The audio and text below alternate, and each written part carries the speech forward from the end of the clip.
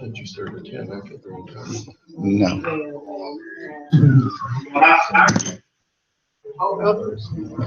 I see what you're telling.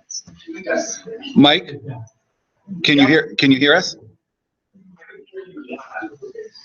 Okay. Hey. I'm not sure. Through the phone. We're hearing you through the phone, Mike. Okay. We're gonna go with that because we're already behind. So. Okay, I'm sorry for the confusion.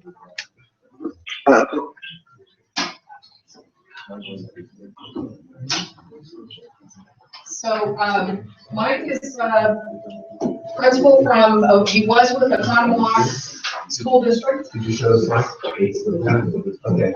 Oconomowoc School District, and, I'll put up sorry, here. And now he's with, Whitefish Bay, which I think is north of Milwaukee, is that right? Yep. Milwaukee area.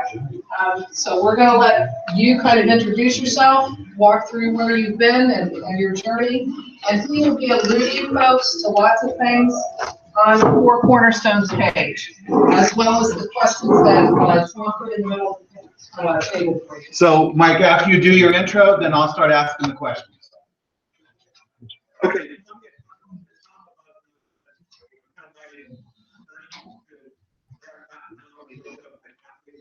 Yes, sir. Okay. So,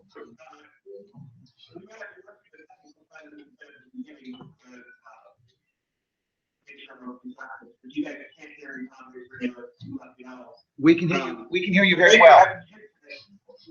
We hear you very well. Okay.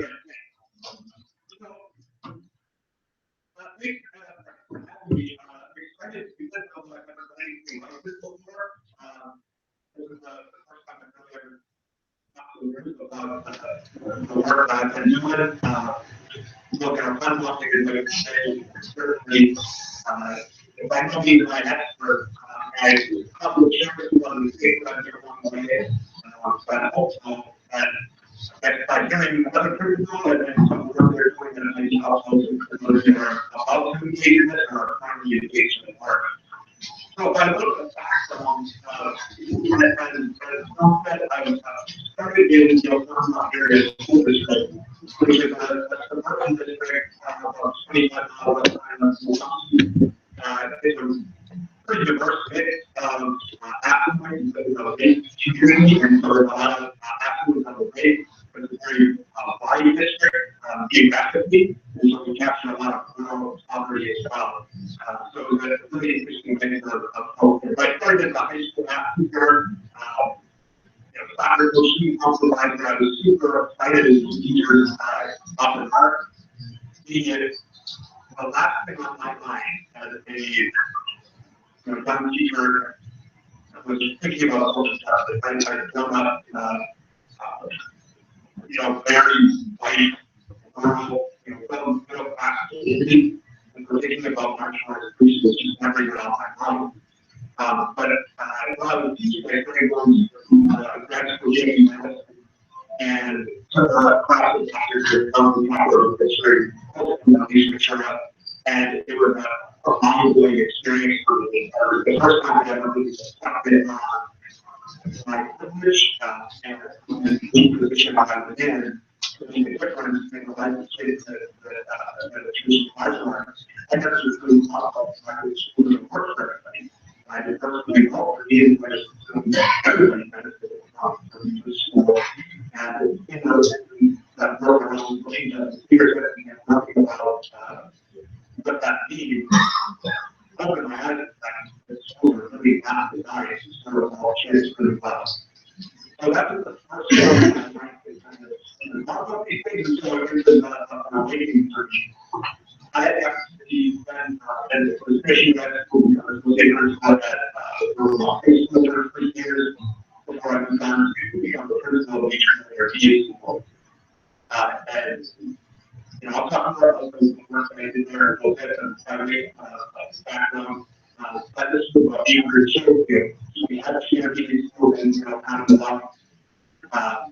That was from us right around Acton, which we were familiar with that administration for Scotland when the governor had taken away collective bargaining is for teachers union. So it was really tumultuous times being a school here in Wisconsin. But it was really an unbelievable experience, and I really felt a tremendous amount of anger in my career there. But I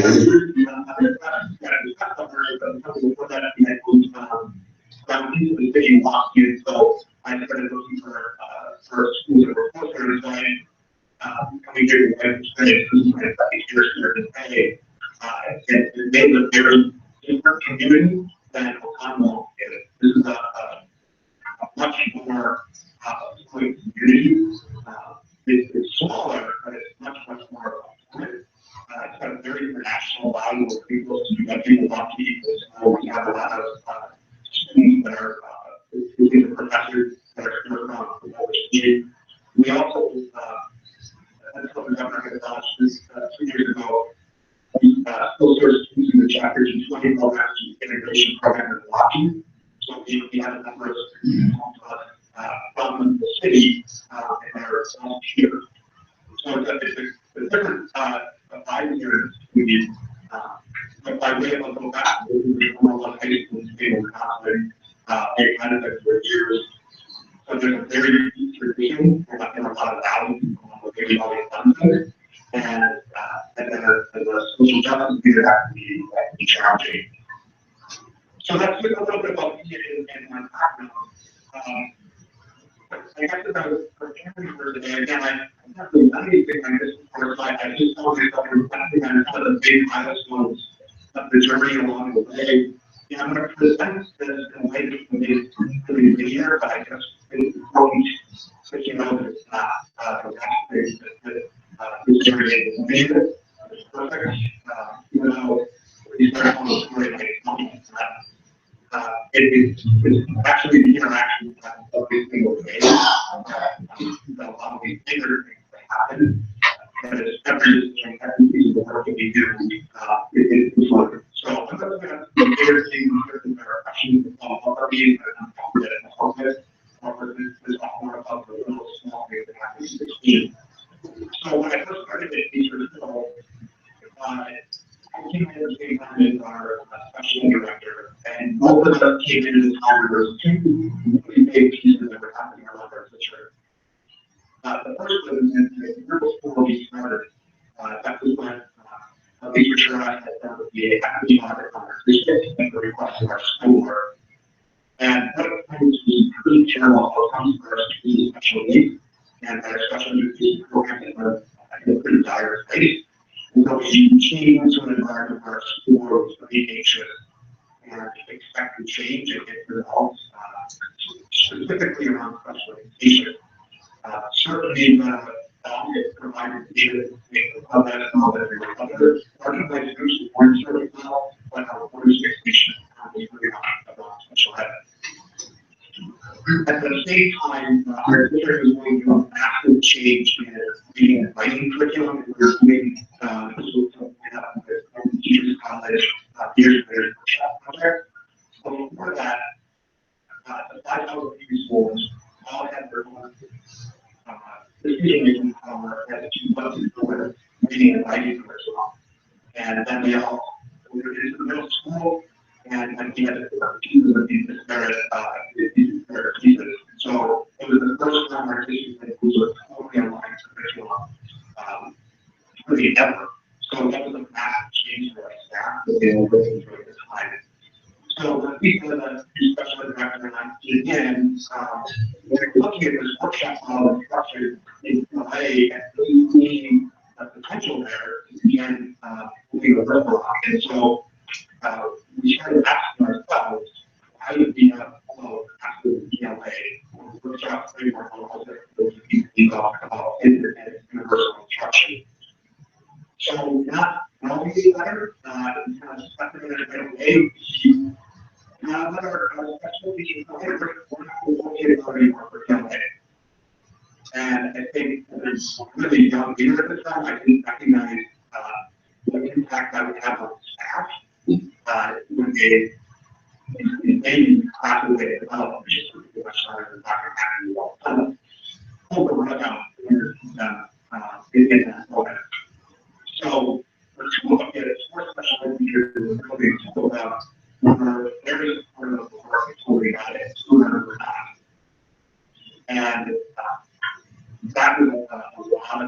conversation, a lot of very heated conversation. There's those two specialists here that have value with all kids in. Maybe because they hadn't seen it, they didn't really understand that the power of the workshop partners have with we all get it. And so we needed to be strong, these are going to completely with that. That was the right first phase. So we moved forward with that video and included all kids in the first time. People had that public option map, which was pulled down. They tried to just pull that out to beginning because we got adopted. We were just totally moving. So one of the things I learned at that point was trying to figure out how much to each learn. What's too fast, what's too small. So we decided to create a conversation and it's really for student conversation. So that was our first work at that point in time. And so we saw how beyond magically kids because it was the first time they had access to curriculum instruction before. And so that was, well, the challenge for us was also the others as well. And so we saw some really good results right away. And then that was the part of the workshops where we're able to match appropriate access to what kids needed. So it's really important that universal care instruction matches up with your practices. So one of the things that I remember from that year was that we really needed to become better rapidly at our universal care instruction. In order to do that, the literacy coach, the middle school never had the specialist or literacy coach before. And so I really used those tools and course that the coaches like those to advocate for a literacy coach in the school. Luckily, I was of the administrators that really were going into the integrated competence services and inclusive practices. And so they saw the need for universal care instruction for the person. So it was pretty great that they were able to allocate resources to the district level in order to make that happen. So that was a big win. I would say the first days of my time at Nature Hill, and it focused to work on universal care. And it took the heat off those specified teachers from feeling like it's a special ed problem, because when it became, it didn't all of them who are working with all kids. So, as we move into the second year, and Mr. Kill, there was others really continue to learn and happen. One of the things was that many churches, we didn't, in the district, we had magnet schools. So we had a conversation with the have a very good district. We went to a particular elementary school. And again, as I talked about, this huge geographic district, they were shipping kids who literally lived right next door to one elementary school. You're putting on a 35 minutes away for different elementary school just because they might have that also or down zero. So, and it's sort of our district, we began to get homeschools, which then required Nature Hill to start including cognitive disabilities in the first class. So, the way that worked is that we worked with families in grade 4, and we had an option to work with fourth graders coming to us, those fifth graders, if they wanted to concentrate at home school, if they wanted to take more on the pathway to the magnet school, which was a different school. When that first year, we had 5 students there, 5 students were come to Nature Hill. And so we built a really strong school-teaching partnership with the special ed elementary school, all of those students up to their kids school, and the fifth grade teacher. And it was a very traditional co-teaching model in the sense that that special ed school attended that class the entire year. So that was our first step into working with kids with participating in disability. And I would say probably the hardest because I went through stuff after the curriculum. They're probably the most successful and important thing that we did. Not only did staff, but it was transformational for those kids. It was really transformational for our body. We had kids who were in our full elementary school, had never done schools for the significant problems with learning, and how we can work, and then the way that change that we understand that it creates this place you're pretty cool. Other than that, other big change that happened that year is that the teachers that will do what our extended lessons, right? And it's really hard to cover intervention as a higher reality. So we went to 87-minute blocks for math, and social studies. And then we also intervention, a 30-minute intervention period. In the past, we had to wholly take out of music in order to be able to talk about these sort of intervention. And so you especially remember, like, because that's where we had our study skills and student skills and classes. And we recognize that margin as a kid because that was the structure that had to go. So we built in what we call a SUV, which is a 30-minute intervention to start the day. Kids organic interventions for reading and math, also the GT. We offered 9 days under similar kind of activities and initial music for example. Otherwise, we were doing this versus energy at that time. So that was our opportunity to allow our kids to research, which again is covered down and other stuff to make sure that they were a full part of our activity and allow targeted intervention. The past special educators were not trained for intervention. So we started helping our team there, training them and folks that built in and more live to be able to talk about the more targeted intervention. Now the really massive change for us that year, and then another pretty massive endeavor we took on that year was trying to reduce caseload. We had some special caseloads for over 20, and given the so many services of inclusive work, it can't happen in caseload that big. So our goal was to reduce our caseload to 10 or under, and ensure that we had 2 or 3 special educators per grade level. So I tried to think like this first project we just about this and advocating at that time I was dry. So I was told that if we sort of adjust with doing things that they have to come with this sort of allocation. So we went back to the table with our special ed teachers and kind of put it out there. Which would do better. We'd rather have smaller people, we'd rather have a higher number of professionals.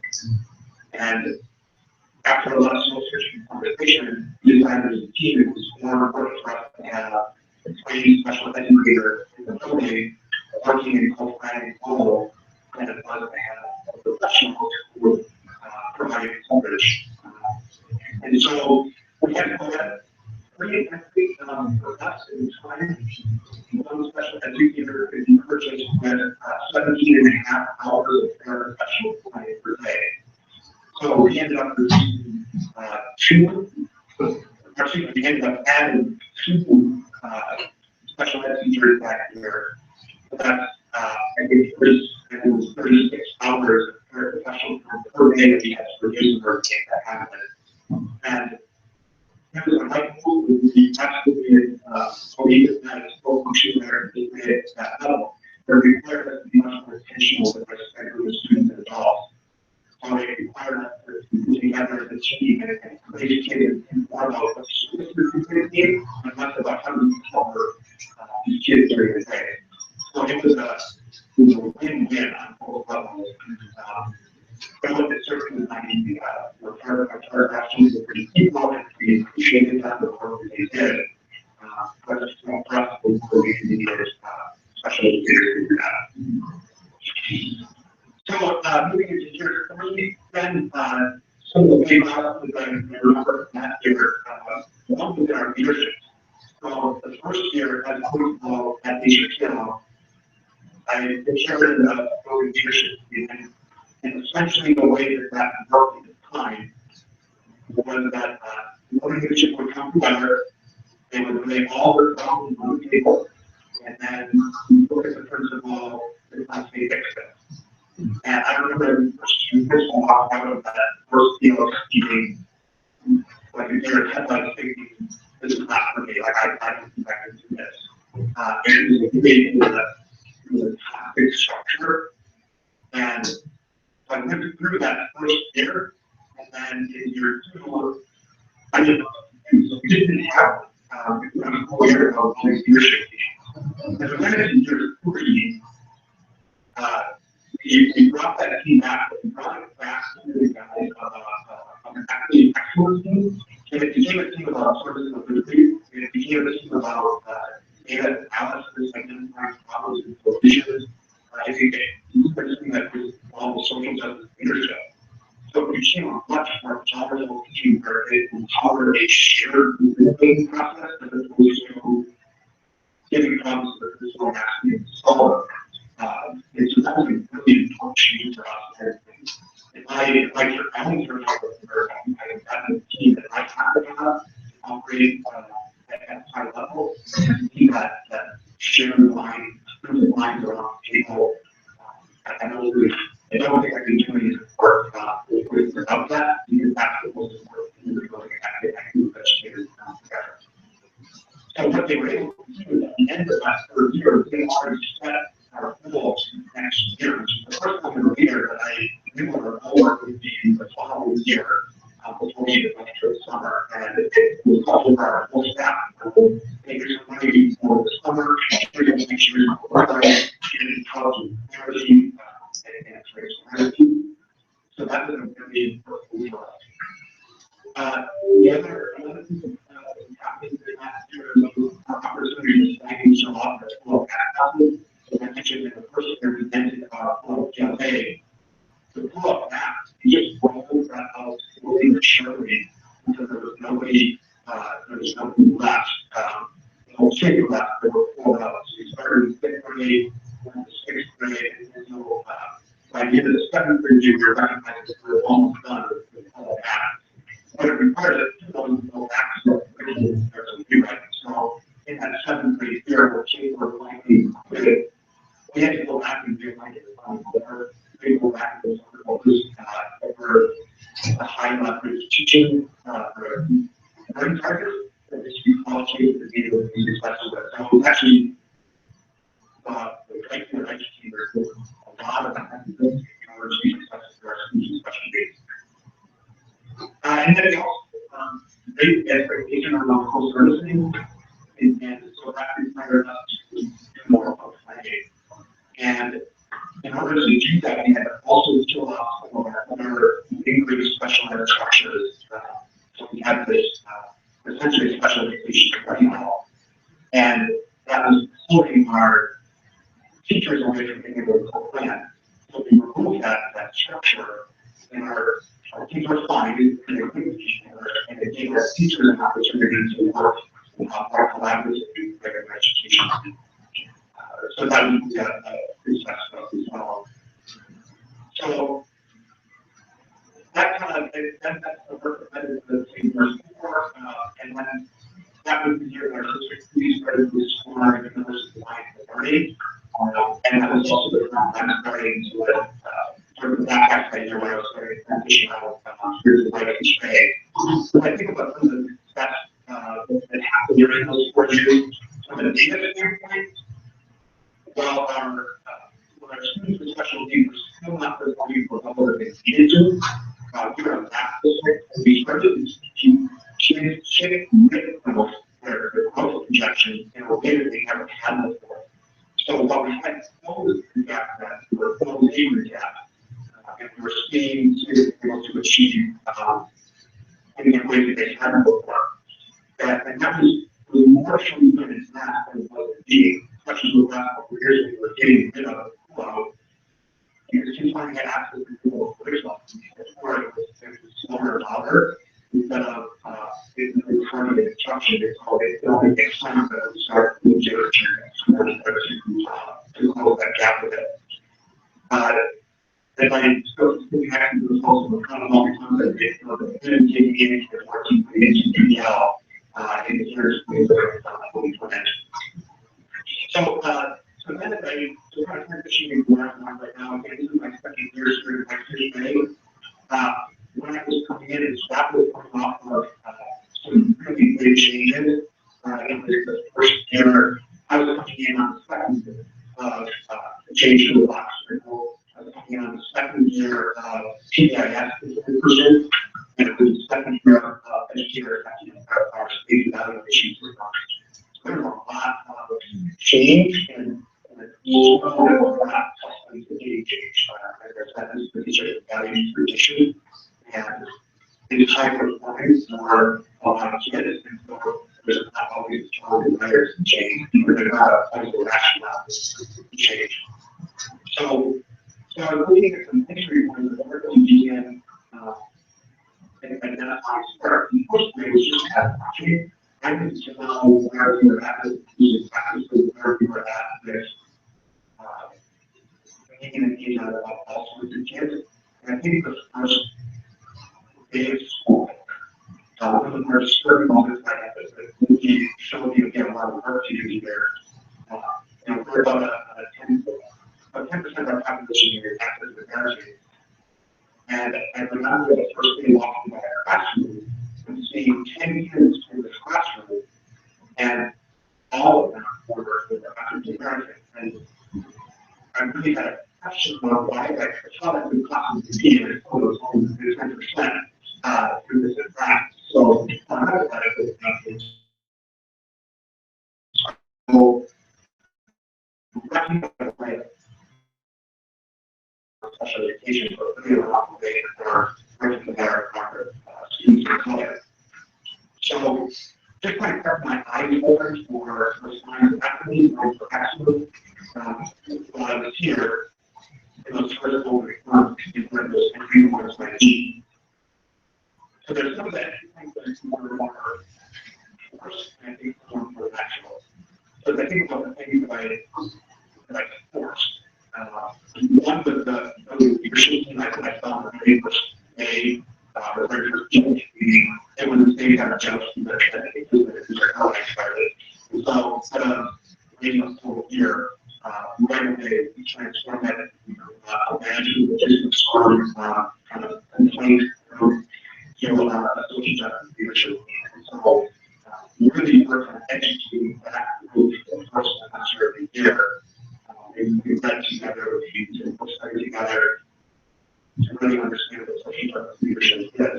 And then the second half of the year was that we worked on developing non-negotiables with our staff. So we were able to successfully develop a very strong set of non-negotiables that now are guiding our work.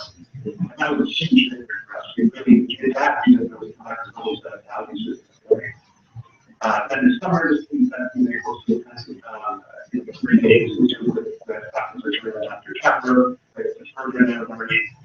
And this year is the first movie presented data to our staff about the activities that we do in our school. So we talked last year about activities. We are not negotiable, but we did most activities as possible for our school.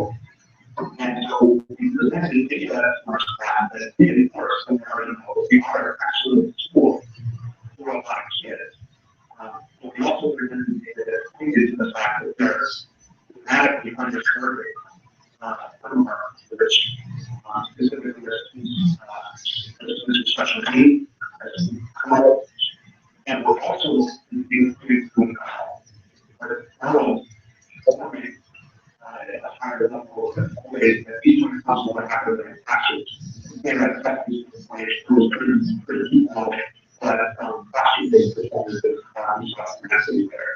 That was a change that right away, just like that we have to provide to the later as well. Something that I wasn't so successful at in the first years here, we had rental teams where we were trying to cross all the kids. The unfortunate part there was that you often see what happens in your teacher, and you're and what your attention is that industry, and that impacted our grade and our student color more than anybody else. Also, when you ever talk about kids with a disability, so you know, I would get IEPs, something like that, take care of them, it's not just something like that. I don't talk about that. So I support the structure in place. Probably just with the like we look back on it, it was meant to show the other side process down, so that we were really problem solving out with the personal structures first. And there's a lot of pushback on that right away. And what I recognize is that we had to change the mindset first around who is ultimately responsible for the success of the student. And how do we have a conversation around sort of objectives and including the child from the issue that they present. So again, just learning around that. I think I'm back a little bit on that. At the end of last year, this year, we're also able that we see that we're able to solve our successful. But also, the presenting stuff here, especially when we're always a workshop, we train on the third, so very similar to what happened when I started a long time ago. And we really had an opportunity to talk about how we help for all kids. The workshop framework is being invited, and I got brought on the training to become managers, the special educators, which was there was actual methods that they were learning, as some of the general ed teachers were learning, and so for them to do is they're sharing their expertise, so they're bringing into that. And go to that again for a business coach, which is working work out their distribution and so I'm very fortunate in both districts to have years for the administrators. Another natural approach is the ending of we needed that to end to a structure where we can pull out and give it a sub-part curriculum, a sub-part instruction, and pull that back into a regular class. I had a sixth-grade special educator who was teaching one student in a 87-minute block class, math, and 12 grades every day. And there was a lot of conversation with her. We were able to talk about how she might be able to have one student into a regular class. Work the heck out of that one kid and hope it would be successful. The beauty of that is how this year, that is what we're doing is there's overall that in 7th grade, and we're able to not be open up all of that in 6th grade. Now we have 6th and 7th grade, and completely inclusive. This 8th grade group will be the last school of this community curriculum instruction. So by the start of next school year, we'll be inclusive on that side of the school. And then the last where we're at right now is really supporting the post-teaching team that exist. We're not quite activating our school classes right now, so we still have work on the teaching model. So we're pleasing in working with our teaching teams to improve focus on our learning targets. What is actually essential that all kids must know or expected that most kids should know and the rest specials for content because there's such a high number of those to it. And how to understand that as much as we're understanding our children, special youth. So, the next item is I guess we're looking at teacher motivation. We are really focused on small instruction. Right now, we're still delivering instruction pretty much in a focus format. And so, we have support our general ed teachers and special ed teachers on how to deliver effective small instruction in both nursing and math. We also support our teachers in the workshop framework. And we're doing more instruction. You don't have time for small group instruction, so we're supporting our teachers with the workshop framework. We continue to develop our platform. We're having a much more successful year with RCI through our district and program called Teaching Partners, which is a beautiful tool for looking at student data. We're having conversations are much more targeted about and better access data.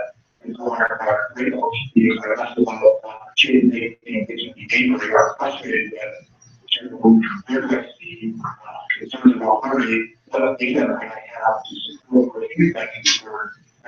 how we brainstorm next steps with that student.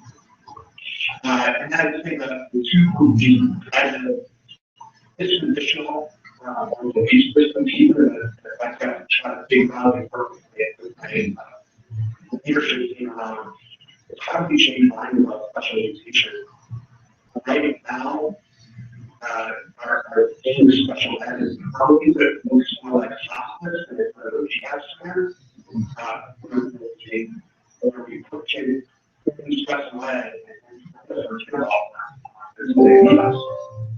like if we started thinking about special ed as rehab, hey, there's kids who are going to know their skills and then all of them jobs.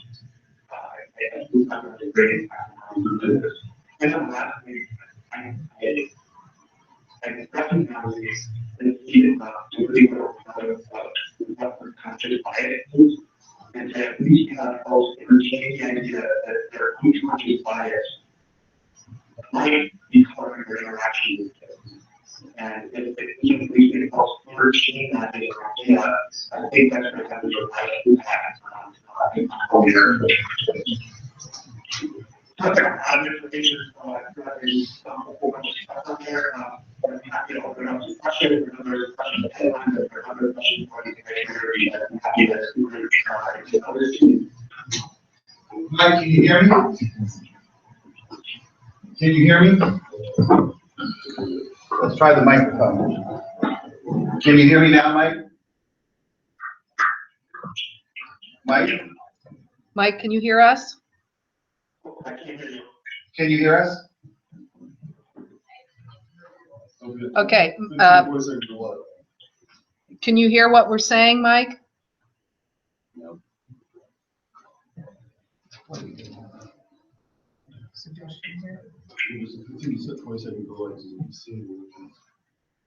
Yes.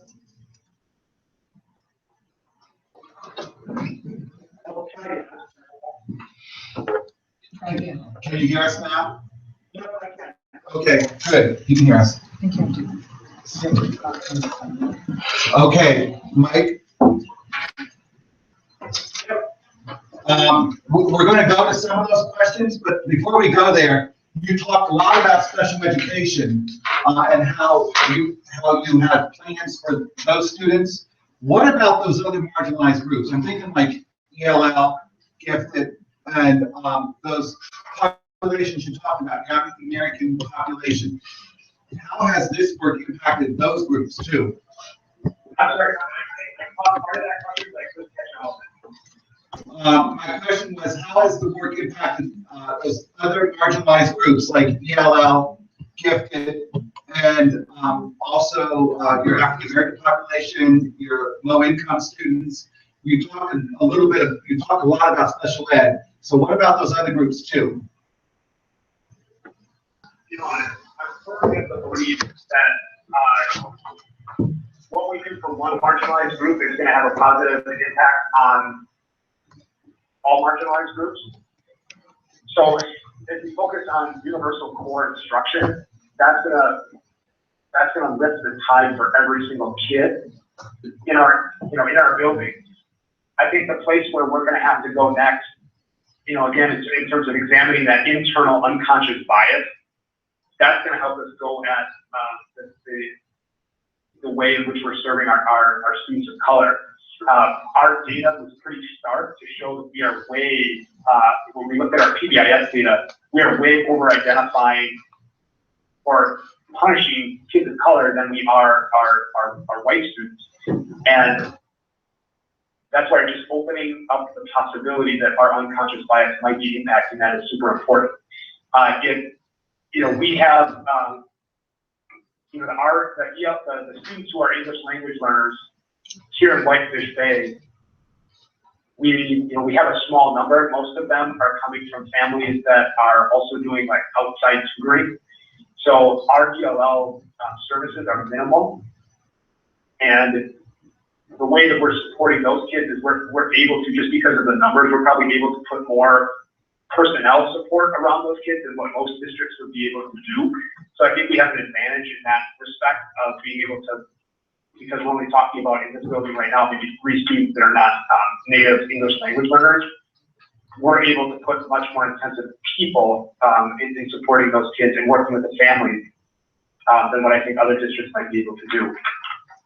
In terms of students from the poverty, I think back to Nature Hill, where we were working with a larger number of kids who qualified for free and reduced lunch. A lot of the work we were doing there was just around raising expectations. I think we're with the best intentions believing that those kids, well, we have to water it down or we have to bring things down because they don't have advantages at home like other kids. And so it was really more so about believing that these kids are not that different from everybody else, and we can hold them to high expectations. We just have to be cognizant of what kind of background knowledge they bring to the table. So focusing on things like vocabulary development, how do we build background knowledge, certainly helps, especially when it comes to ELA. What about gifted? So that's, especially in Whitefish Bay, that is probably a population that is equally as underserved as our students with special needs, even though we don't necessarily see it. We have unbelievably gifted kids here in the Bay, and I think we've held them back a bit. So as we continue to focus on our learning targets, it's helping us to define what are the stretch goals, what are grade level expectations, and then where do we take kids who've already done that? It's the professional learning community question. So we're going at that right now, but we're just getting started in that work here. So that's something that, hopefully 2 years from now, I'd be able to point to some data that shows there. Okay, thank you. Does anybody else have a question? You might have to come up here or I can repeat it.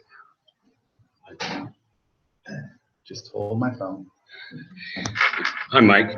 Hi. Could you give a few specifics on the data you used that determined your inequalities and how you and what you did with that to go forward? Yeah, and what I'd be happy to do too is it would be helpful for me to send to you guys the data that I shared with my staff here at Whitefish Bay. I'd be happy to do that. We tried to put enough data in front of people that it was informative but not overwhelming. So we looked specifically at our the Wisconsin Forward exam. That's our yearly standardized test that all kids in Wisconsin take. We're a STAR district, and we give STAR 3 times a year as our progress monitor, so we looked at that. And both of those we looked at as in aggregate and disaggregated. Because we are very clearly here, when you look at our data on aggregate, we are through the roof exceptional. But when you pull that apart, that's where you start to see those inequities, and you start disaggregating by those groups. We also looked at enrollment in RTI by demographic.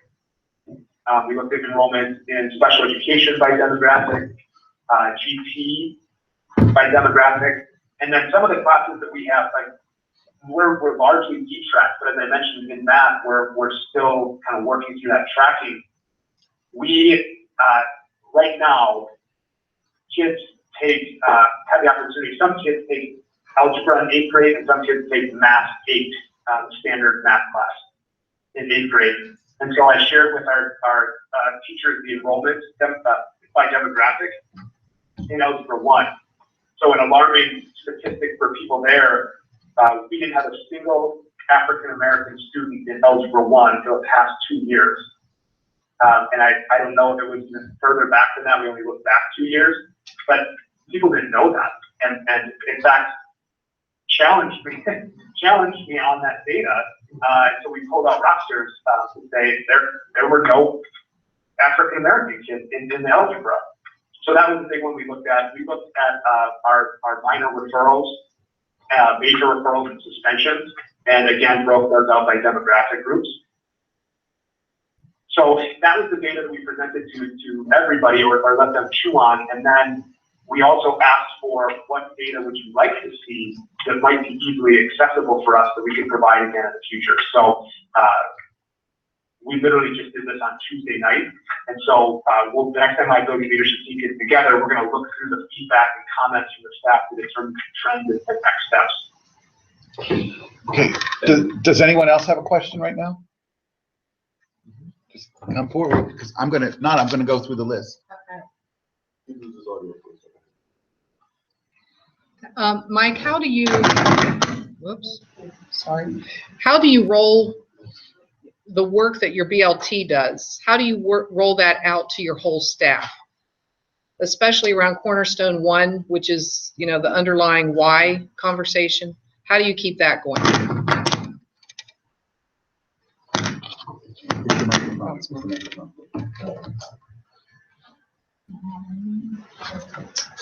Okay. Here in White Fish Bay. Can you ask them to repeat that?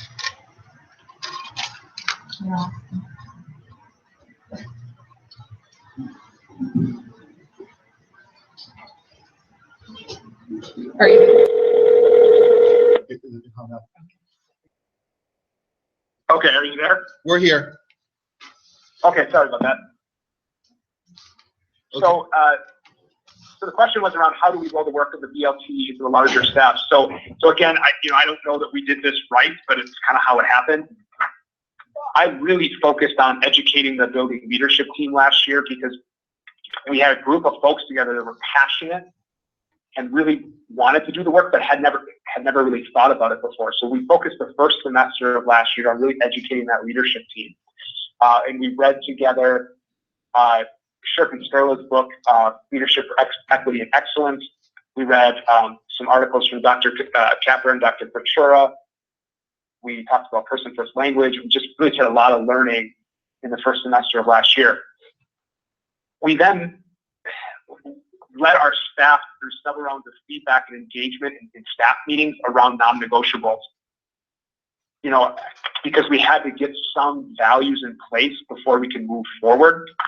I don't know if that was the right move, you know, going back and doing it again, if we wouldn't try to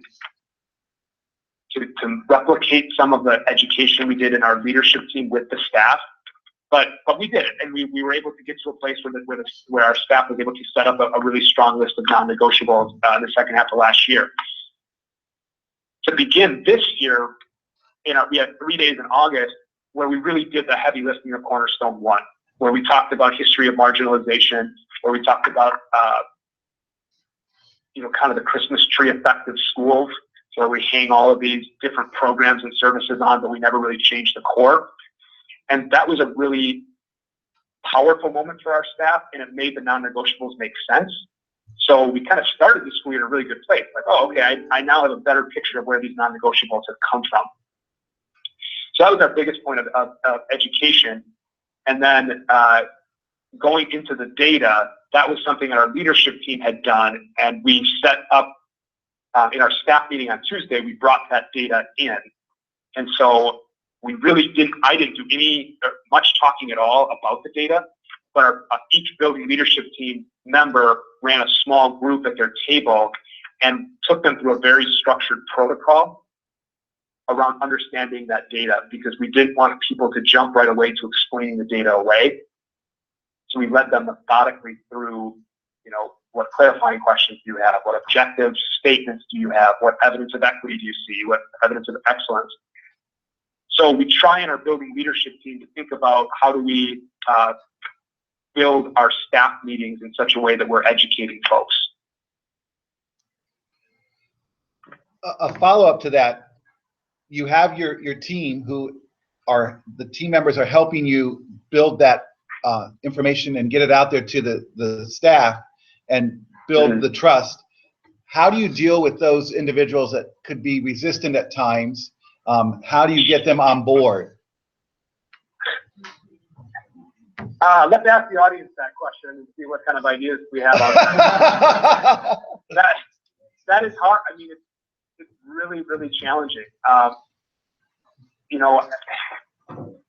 I look at our staff here, we have so many people with wonderful, wonderful intention and who really want to do the right work by the kids.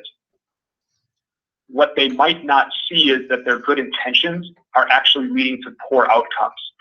And I really believe in my core, every single person in this building believes what they're doing is going to be the right thing for kids. So that's where I start those courageous conversations with folks, is with that belief that you are really trying to help kids. But like I said, some of it is just mindset, as I mentioned about special education? Is this hospice or is it rehab? So that's one piece of it. The other thing is that the conversation hasn't been on the table here in the past.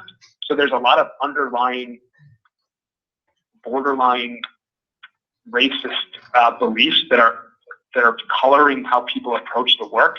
And because we haven't had the opportunity to talk about those beliefs haven't ever been put on the table. And sometimes when people just have an opportunity to talk and hear themselves and identify the beliefs they have, they start to change their practice.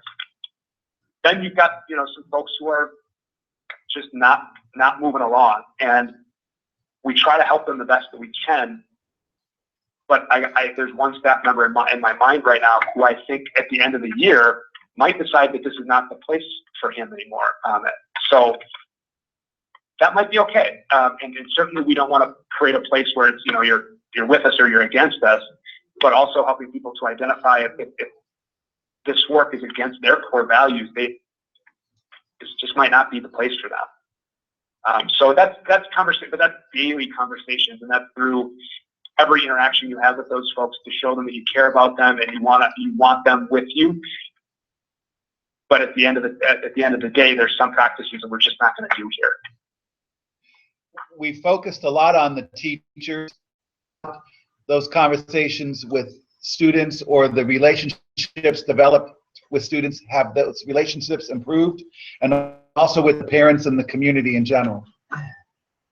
I can speak to success stories because I have a longer history with Nature Hill. So I was there for 4 years. So I was able to see this work start to come to fruition.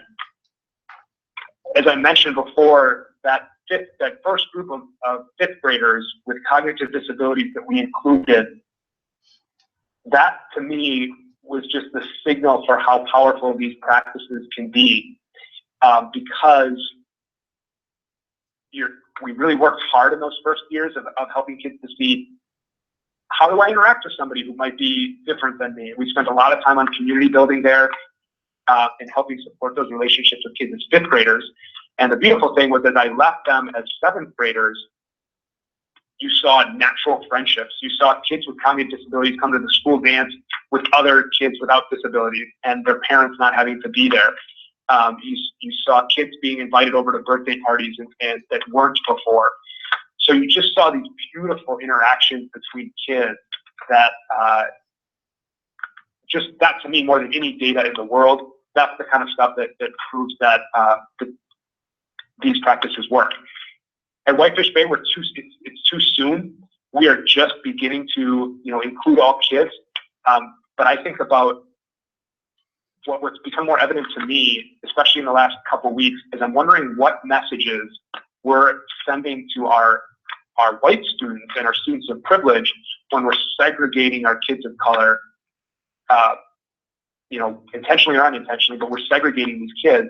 And so what I'm going to be interested to watch is how are the friendships and relationships across cultural boundaries starting to improve, as well as with our students with special needs. So here for me to be able to point to any social relationships with kids, but I'm hopeful that as we move this way, we're going to be opening up mindsets on all kids. In terms of the community, in Oconomowoc, I don't really know that there was a lot of community pushback, or really, I don't know if we did a good job of engaging the community and whether they knew the level of changes that we were making. As we were working with our families with parents of students with disabilities, they were wondering about these practices, but they were really open-minded to having their kids included. And once they saw the success and that their child could be successful, they were super open to it.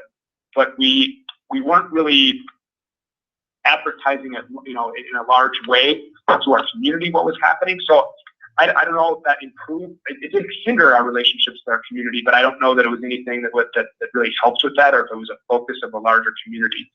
Here, we're going to have to weigh that Whitefish Bay a lot more. Again, because this is a community that values tradition and the excellence that they've been able to achieve forever. Any changes to the system are going to have to be really clearly communicated to all kids. So for example, our high school is talking about eliminating some of the tracks that they have up there, and they're really working hard with the school board to communicate the why behind the reduction of the tracking that's been going on up there. So it's going to be a much trickier battle with our community here than it was, I think, in Oconomowoc. Okay. Does anyone else have any questions?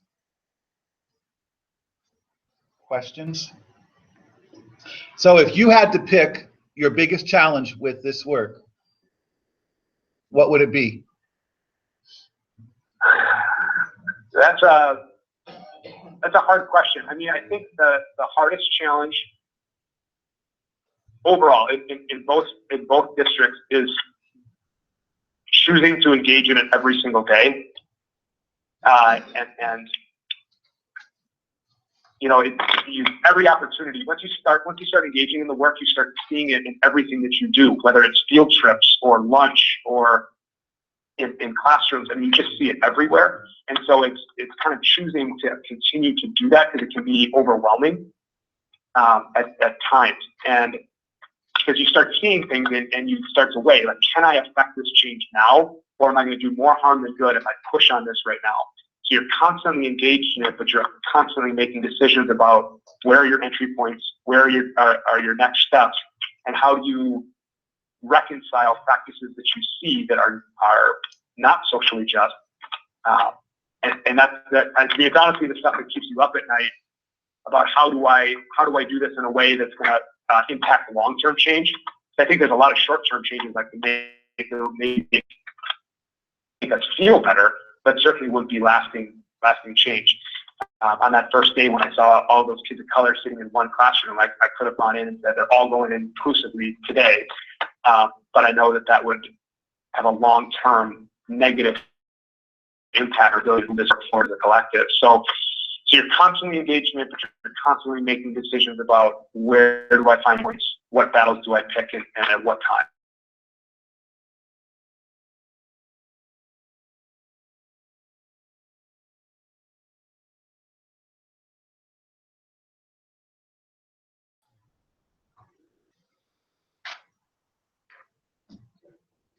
Mike? Yep. On the I'm opposite, sorry, I think we had a little pause. On the Yeah. opposite of that, what are some of your biggest successes with this work? From the successes I see as I mentioned, kind of watching those kids build really meaningful relationships with each other.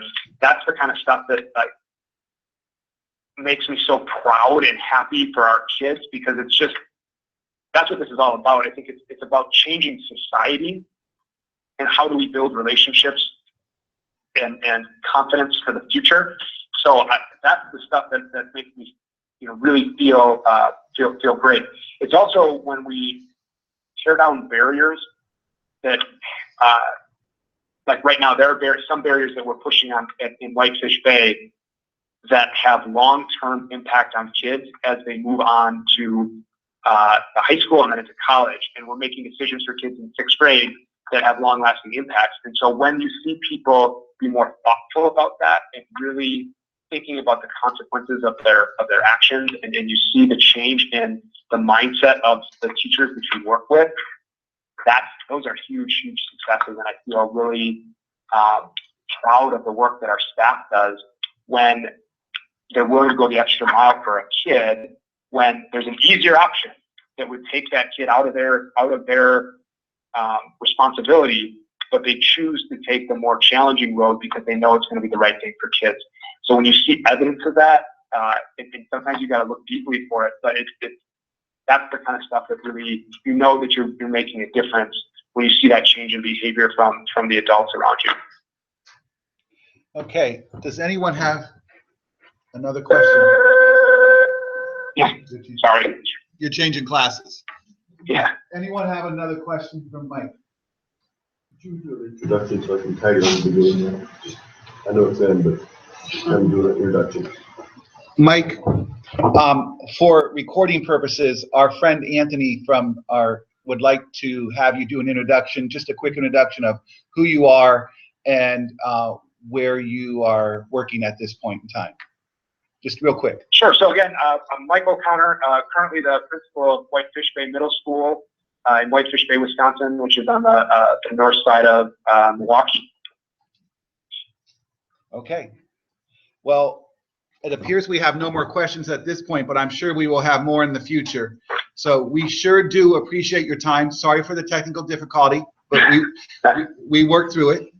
And That's right. we thank you for your time because we know that you have a busy day ahead of you with your students so much, and we appreciate you spending time with us, Mike. Let's give Mike a hand. Oh, thank you. Thank you. Let me know if there's anything else I can do to help. I'm happy to do that, but I appreciate having the time with you guys today. Well, we sure appreciate your time. So thanks again. Thanks. Okay. Bye-bye. Bye.